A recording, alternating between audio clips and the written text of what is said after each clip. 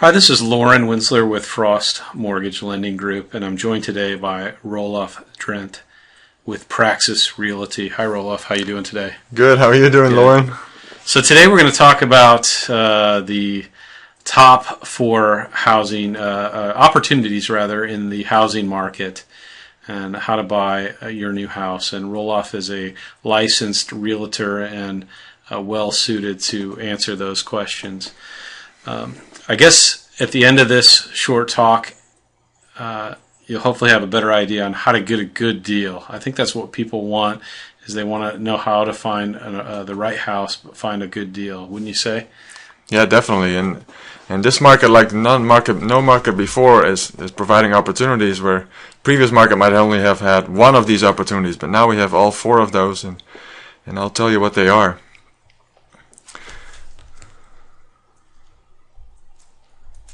So where are the opportunities in the current market, you might wonder. And I think the short sales are the first one to mention. That is, and what is a short sale? A short sale is where the house is upside down. And what does that mean? There's a regular owner who has a big mortgage, and the house value has gone down and is worth less now. So that's the problem. And when they get into trouble, when they can't afford the mortgage anymore, they can't just sell because the home doesn't pay off the mortgage, so they have to negotiate with the lender, and that's what a short sale is. And they tend to take longer than other sales. They tend to take 3 to 4 months. Well, describe the process then. So if I'm buying a short sale, I make an offer and it's accepted by the owner of the house. It takes longer because of the process for bank approval. I notice you've got there, it takes 3 to 4 months for bank approval. Just describe the process for someone that might be looking to buy a short sale as a buyer. How does that work? Yeah, so the owner approval, the owner acceptance is the same, and then the whole process has to be approved by the lender, because they're forced to take a short, or they're forced to take a loss, and they have to approve that. They might lose $200,000. They don't do that easily, so they take a while to get that approved. And that is really the downside of the short sale. The upside of a short sale is that it's the best opportunity to buy a property at a low price. Because but as long as you're patient, there's a trade-off there. It's also the best opportunity there. Another aspect is that the owner is usually in financial trouble, so they usually didn't take care of the house as well. So there may be some maintenance that needs to be done, and the owner's definitely not going to pay for it. Mm-hmm. So you're basically, with a short sale, though, you can expect to be getting, as you put in here, 5 to 10% below what a regular market sale might be. That's a great benefit to a buyer. What is a pre-approved short sale, Roloff? Yeah, there's the opportunity where the downside of a short sale does not come into play. Is that where somebody else has made an offer, but the bank approved it, and then the buyer dropped out, and then we can step in there and take that deal as at that current price, the approved price, and we don't have to wait those months. So that sometimes can be a great opportunity. Mm-hmm. So out of the four that we're going to talk about, short sales is probably one of the bigger growing areas, at least locally in Sonoma County, wouldn't you say? Yeah, so it used to be that there were more bank-owned houses than short sales, but now it has reversed. I mean, all the pushes towards doing short sales, and actually the banks are getting a little bit better at doing them a little bit more quickly too. So that's the direction it's going. So if we're patient, this is a great way to buy. Yeah, that's right. Terrific. So the next opportunity here is bank-owned houses. We've all heard about it. Buy the bank-owned houses, you can get a good deal. So what is a bank-owned house? A bank-owned house comes into play when an owner gets foreclosed upon, and the bank takes the house from the owner, and then they try to resell it. So the advantage is the house is vacant, and there's no delays when you make an offer. You don't have to wait those many months, because the bank already owns it. They're more motivated to sell because they already own it. They want to get rid of it. Mm-hmm. They don't want to own that house. So the trade-off is it's also maybe a little bit less of an opportunity because there's more people who want those bank-owned houses because they're not patient necessarily. So this is locally for a first-time home buyer. You're probably in a bank-owned property going to be seeing more multiple offers on that house than you might on a short sale. Is that accurate or correct? Yes, because more people want to have those bank-owned houses because they think they know they can get a good deal. Yeah. So a little bit more competition, and also because the number of them has declined a little bit over the past year or so.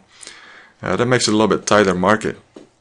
I noticed that you have a bullet there up top that the houses are vacant. Have you run into any of the bank-owned properties that are leased or rented to a tenant while they're listed, or is that something that's still new in the market?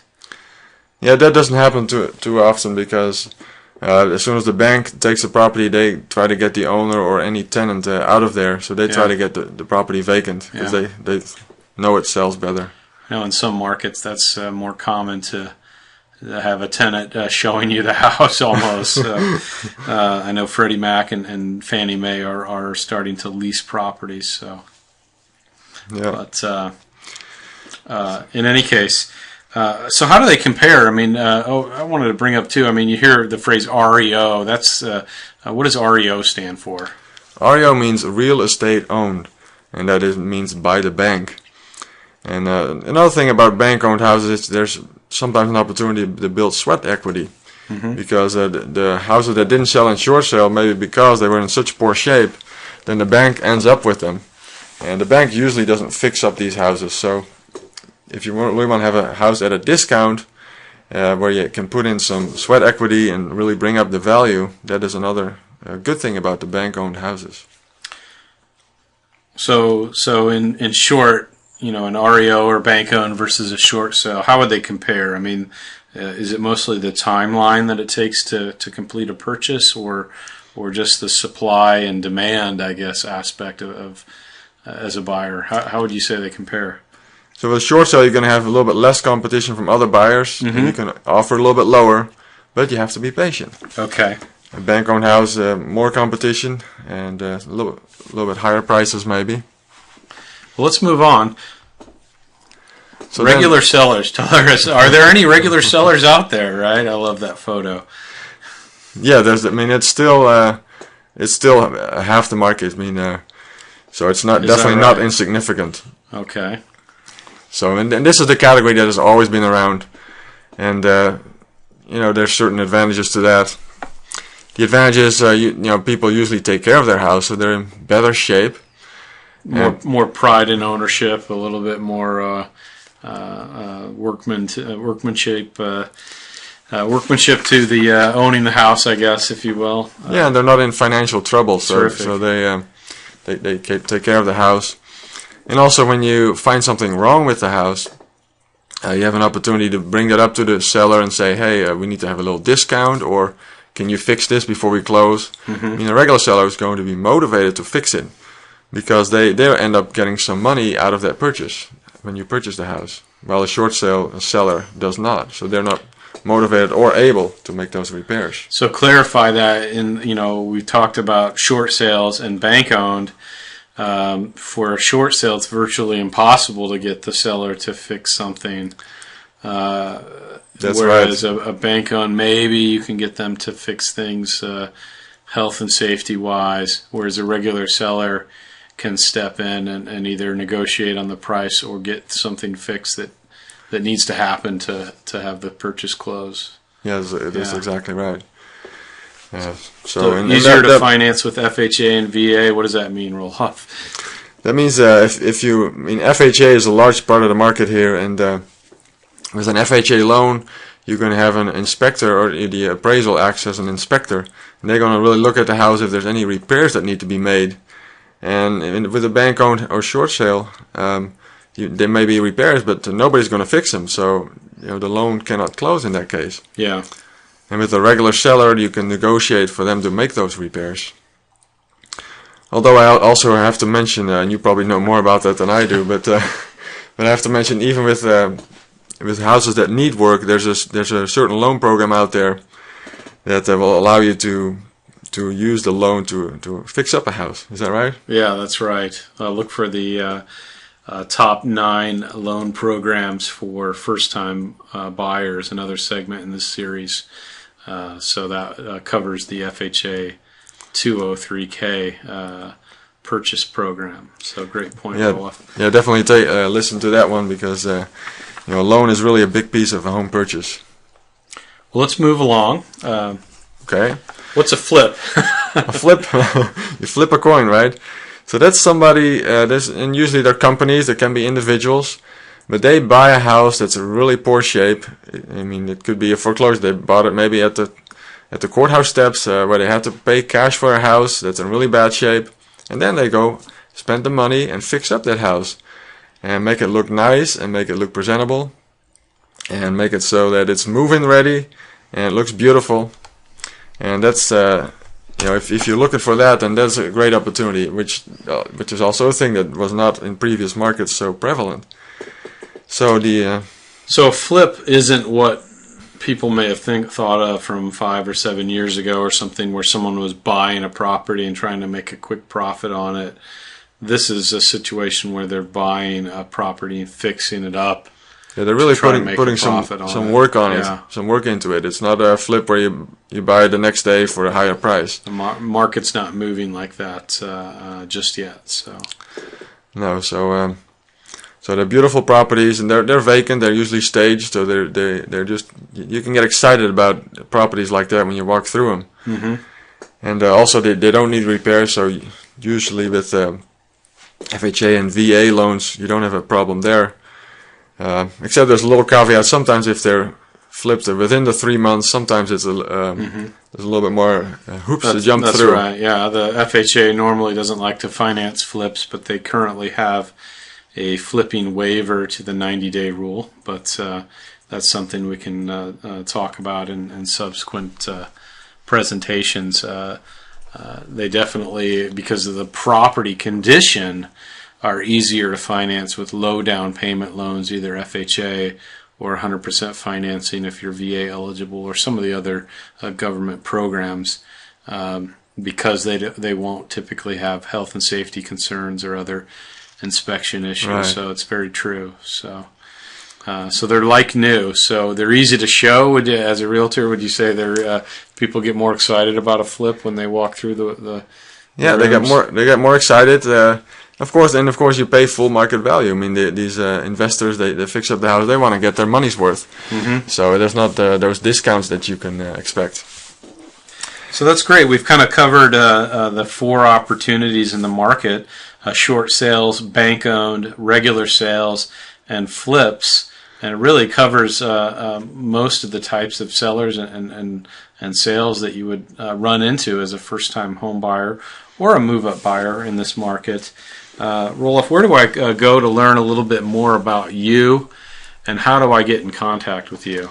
Well, you can always give me a call, and I can answer any questions that you might have. My number is 707-331-0333. And you can also go to my website and find out more information about, because this is really a great market. This is a great opportunity. Prices have come down a lot, and these 4 opportunities, and depending on what you want, you can find the right opportunity for you, and I can help you make that happen. So it's 707-331-0333, and it's rolofdrenth.com, or Roelof, ROELOF, at Prax, PRAX, realty.com, REALTY.com. That's terrific. So let's take a quick look at that website so that people can see what we've got to offer there. And so if we go to rolofdrenth.com, you'll see the Praxis logo, and there's Roelof. And so I can search listings on this website. Most definitely, you can. And get a hold of your blog, and then find your number and some other information about yourself. That's terrific. You can even download your own iPhone app, so you can drive through the neighborhoods and see which houses are for sale around you. Well, I know that we've got some material on how how to be a modern home buyer and use online and mobile.